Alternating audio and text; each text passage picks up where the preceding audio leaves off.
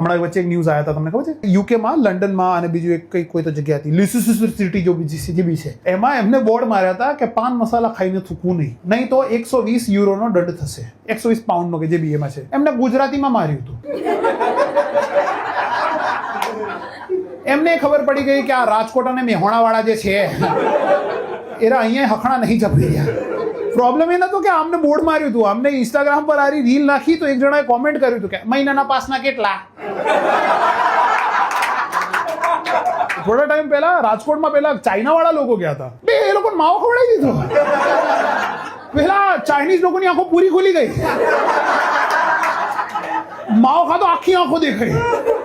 રાજકોટ વાળા બી કહે એની મન ફૂલ છે તમારી જોડે, આવડી મોટી આંખો.